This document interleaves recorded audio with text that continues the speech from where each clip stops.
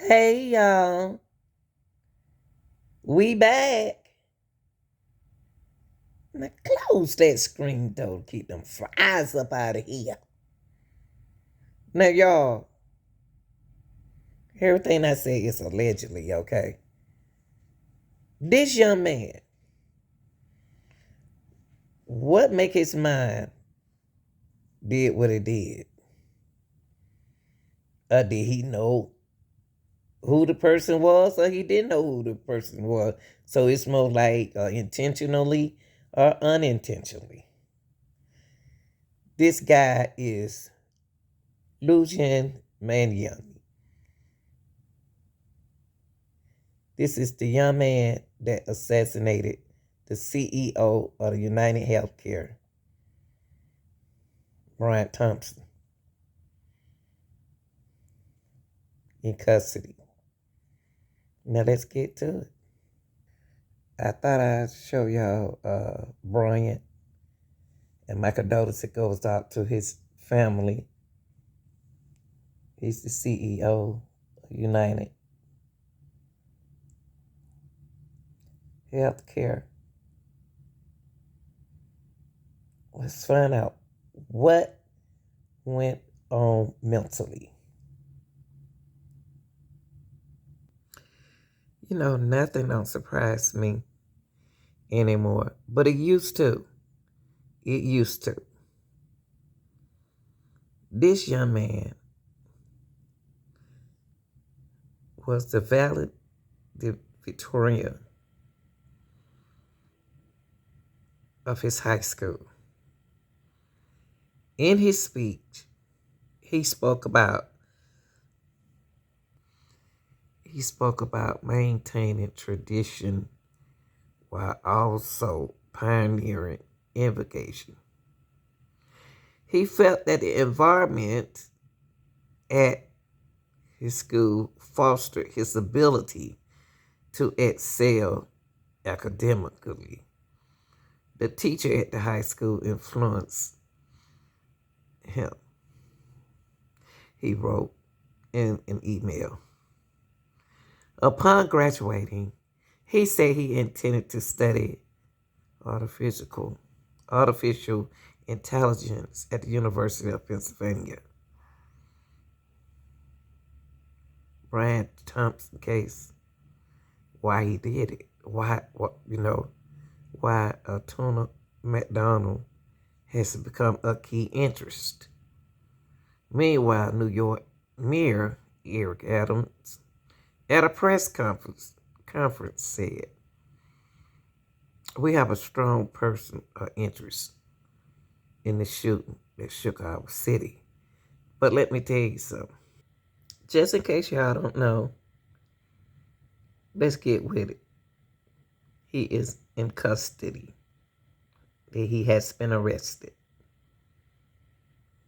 for the shooting of Brian Thompson, the CEO of United Healthcare."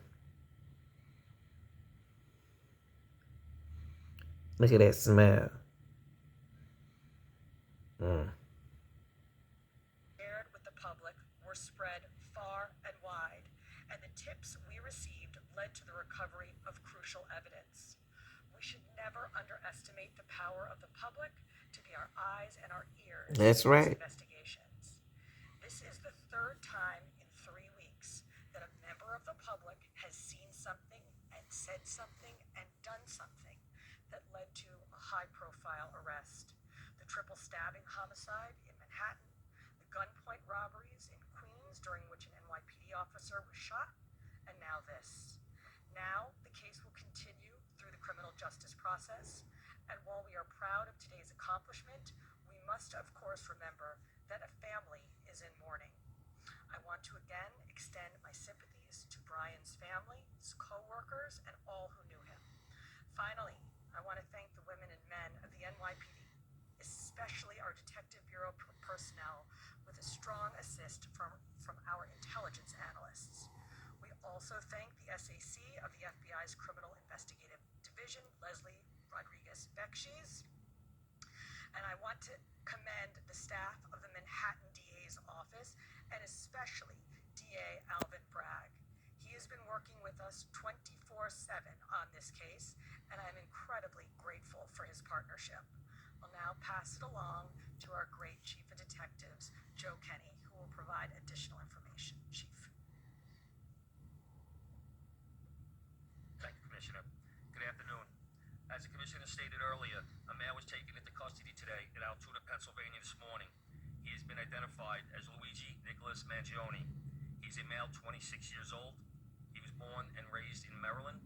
We know he has ties to San Francisco, California, and his last known address was Honolulu, Hawaii.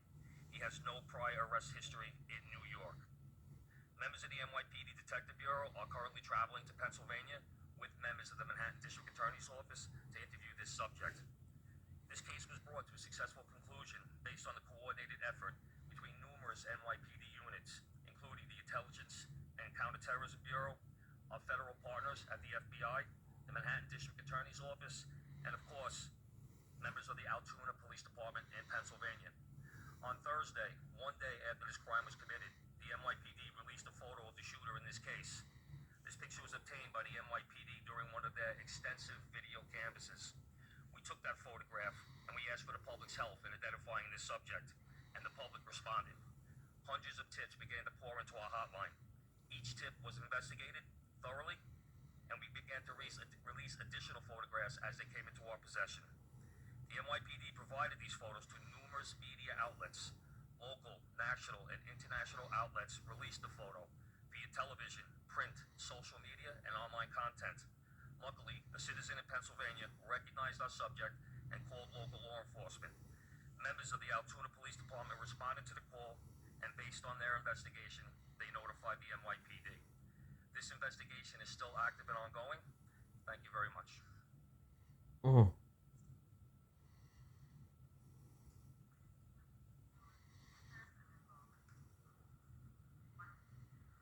I had a couple questions about the document that he was found in possession with. Can you go a little bit more in depth about those motivations that you mentioned? Was that CEO specifically named in that document? Was there anything more about him wanting to go after others? And also in that document, was there any indication that explains as how the level of detail that he went into killing him? Like, is there anything? Like I said, that document is currently in the possession of the Altoona Police Department as part of their investigation. But just from briefly speaking with them, we don't think that there's any specific threats to other people mentioned in that document. But it does seem that he has some ill will toward corporate America. Over here, sir. Good afternoon, and I'm joined here today by our Chief of Detectives and the Police Commissioner and Chief of Department because we have a strong person of interest in the shooting that shook our city last week. CEO Brian Thompson of United Healthcare was the victim of a senseless act of violence. Our officers have been working around the clock. Many of them did not go home to pursue this individual. It was crucial that we were able to remove him off the streets of America, and we were going to seek him out no matter where he was at the time. And so this is a strong person of interest. The police commissioner and chief of detectives will go over where we are right now in the investigation. He matches the description of the identification we've been looking for. He's also in possession of several items that we believe will connect him to this incident. How did we do it? Good old-fashioned police work. There you go. The chief of detectives and the police commissioner made the decision to release as much of a photo that we had at the time. We sent it across the country, and someone, a McDonald's employee, did something we ask every American to do.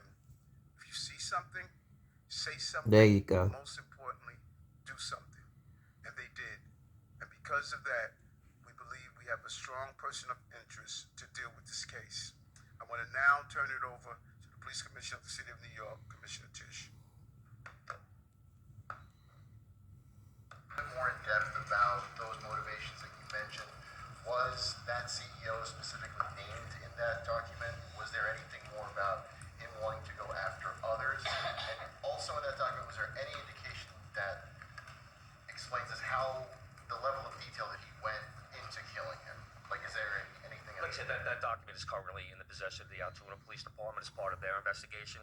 But just from briefly speaking with them, we don't think that there's any specific threats to other people mentioned in that document.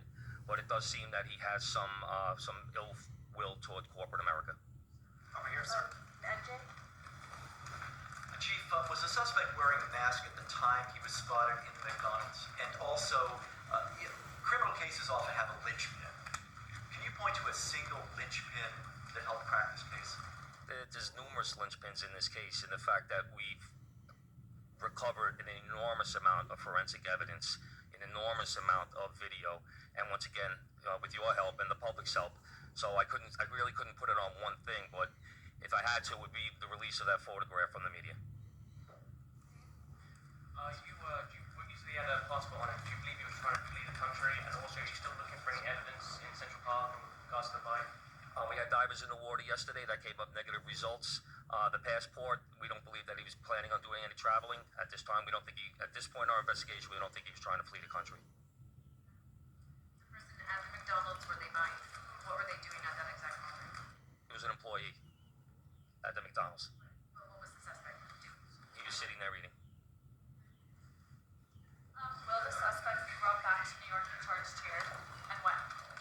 We're going to have to work that out with the Manhattan District Attorney's Office in Altoona, Pennsylvania. He's going to be facing gun charges there, and at some point we'll work out through extradition to bring him back to New York to face charges here, working with the Manhattan District Attorney's Office. Hi, Nita from the New York Post. I was just hoping to get more details on the capture itself. Did he put up a fight? Did he say anything to cops? And we've also reported that he published online anti-health care industry rantings. Can you share with us some of the services that he posted on? We're still working through his social media. We're going to do a complete scrub of that. Preliminarily, like I said, he seems that he has some ill will toward corporate America, but that will all come out as part of our investigation. We're not done here. We're still going to be putting this together. We're still going to be working very hard to bring this to a successful conclusion. Are they in Altoona specifically? We believe he attended college in Pennsylvania. Does he know anybody in Pennsylvania? Wouldn't be able to tell you that. He's shutting them up real quick. You talk about the manifesto having said things against corporations, but specifically United Healthcare, and do you believe that Mangione acted alone? We believe at this point, our investigation is leaning toward he was acting alone. So, like I stated earlier, we're still working through the investigation. We're not stopping today. And as far as the manifesto, like I said, I don't have the complete details of that. It's in the possession of the Altoona Police Department. Good job, Chief. Commissioner, Chief Mangione.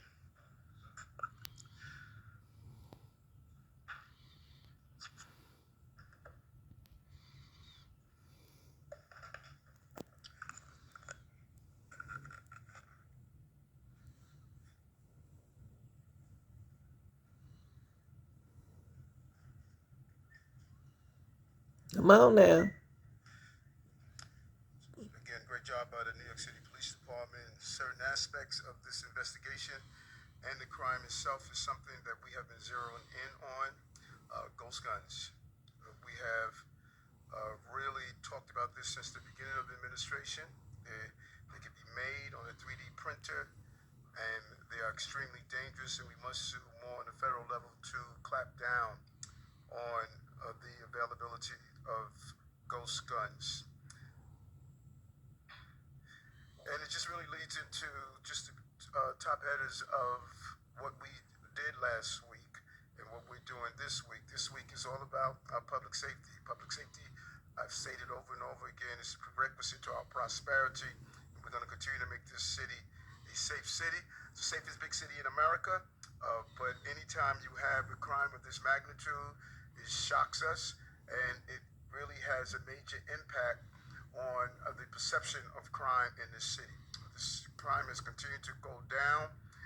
We're going to continue to do what's needed. Today we announced in every block count initiative, in the blocks that we identified since October, They have not had one shooting or one shots fired job that came over.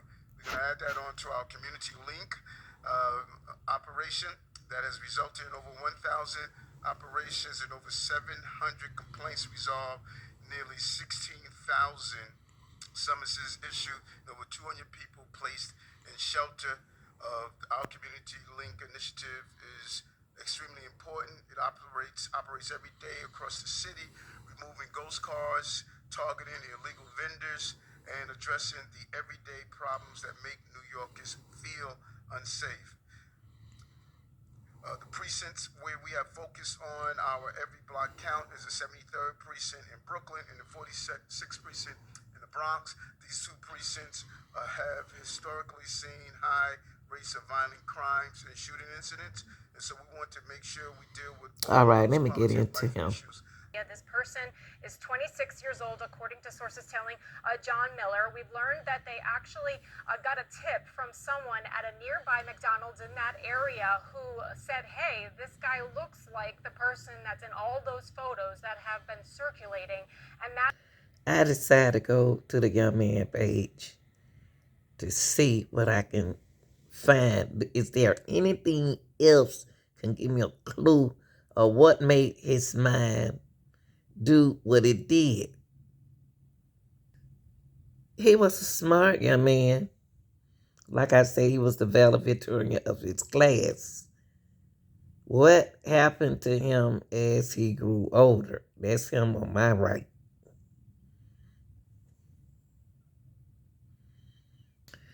Well, y'all, really, we don't have too much information on this young man. The police's officers investigate the scene. That's what they doing, where the United Healthcare CEO Brian Thompson was fatally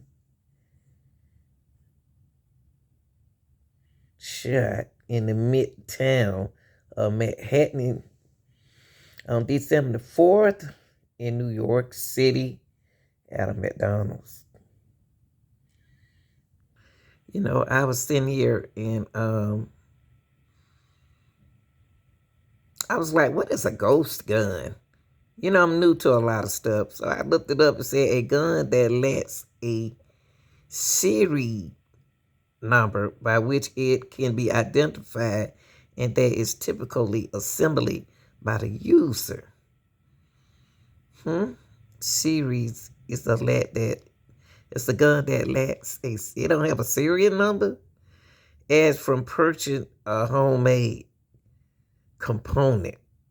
Ghost guns cobbled together with various parts, often purchased separately, are popular among hobbyists and firearm enthusiasts.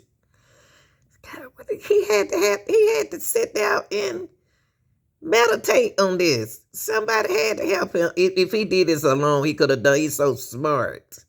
He could have done it alone, but to buy these, to spend your money on stuff like this, something ain't right. earlier this morning in Altoona, Pennsylvania, members of the Altoona Police Department arrested Luigi Mangione, a 26-year-old male, on firearms charges. At this time, he is believed to be our person of interest in the brazen targeted murder of Brian Thompson, CEO of United Healthcare, last Wednesday in Midtown Manhattan. The suspect was in a McDonald's and was recognized by an employee who then called local police.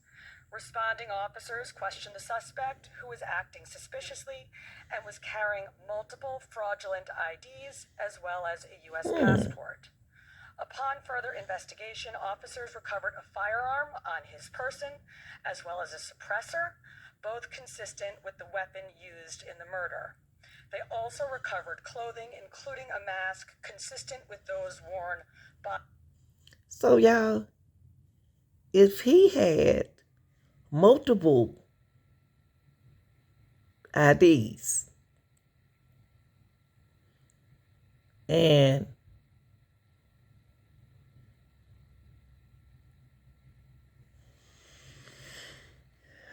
all these, weapons on him, and the CEO sitting in McDonald's, allegedly the CEO was targeted, right?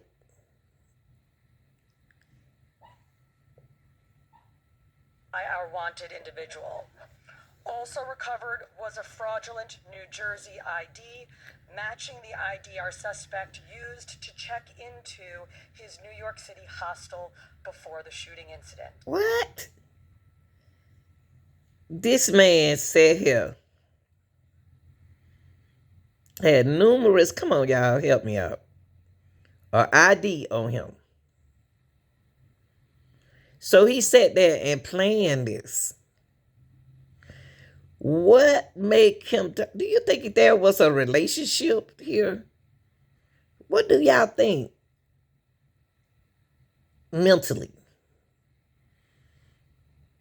Did they have a relationship? Did he know him? Why was he targeted? How did he know he was there? Or what's his plan was just to go off like that? You know what I mean? Because sometimes and then he and McDonald's. What? Open your eyes and let's talk about this, y'all. Let's talk about it. I want to hear from y'all in the comment. Be serious. Additionally, officers recovered a handwritten document that speaks to both his motivation and mindset. NYPD detectives are en route to Pennsylvania as we seek to interview the subject further. This apprehension is thanks to the tireless work of the greatest detectives in the world, and of course, the strong relationships we have with our local law enforcement partners. On every level, local, state, and federal, we all serve the same public safety mission.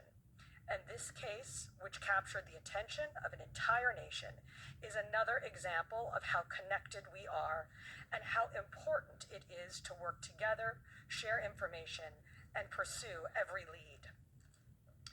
For 5 days, our NYPD investigators combed through thousands of hours of video, followed up on hundreds of tips, and processed every bit of forensic. Just imagine somebody come on your job. Only thing, is that a nose? He got his whole face covered up and a backpack.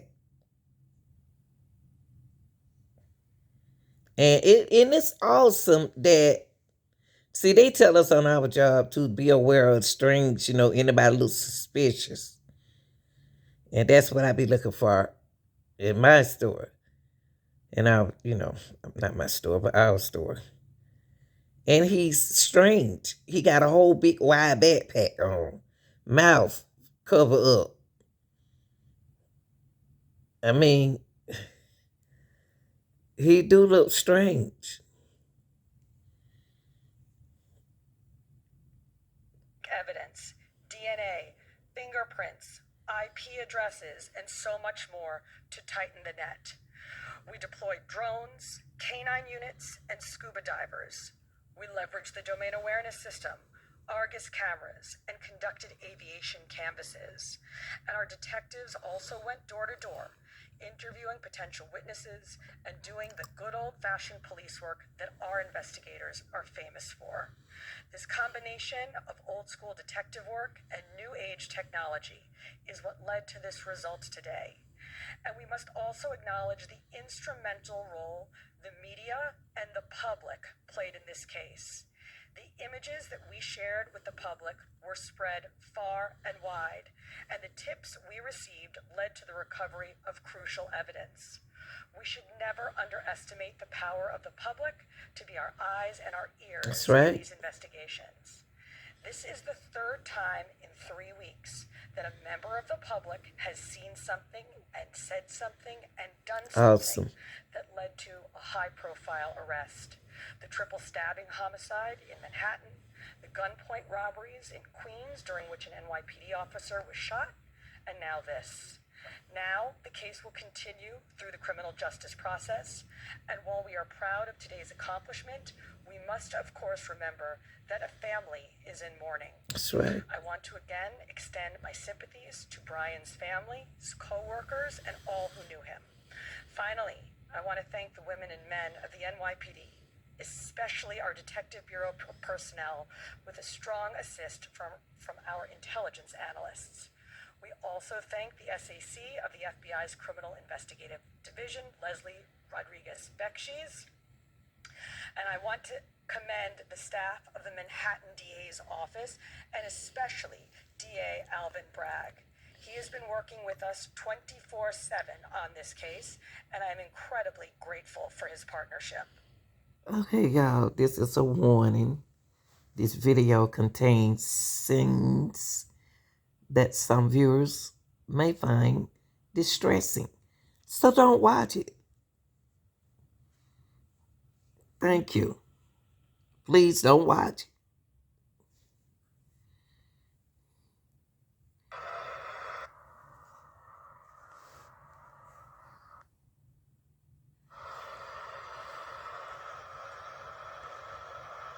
He actually shooting this man outside.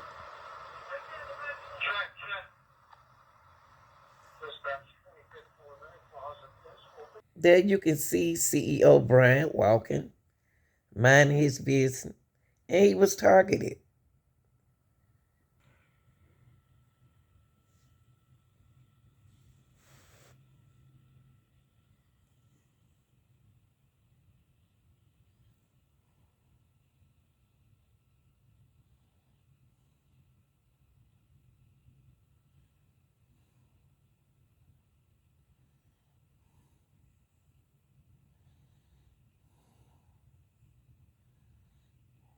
You really can't see nothing on this. All you can see him doing is running, getting on his bicycle.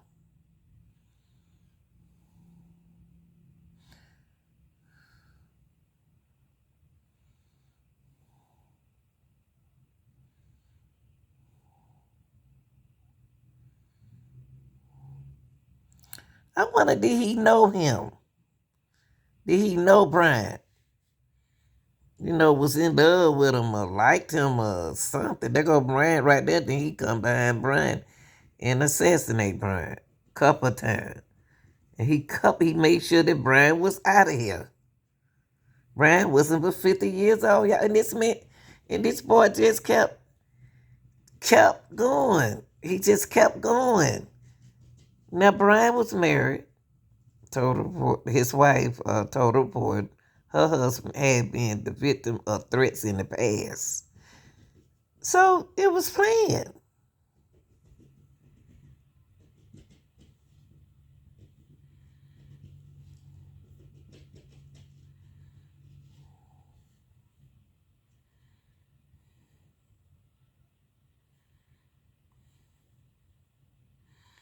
And then he gonna run.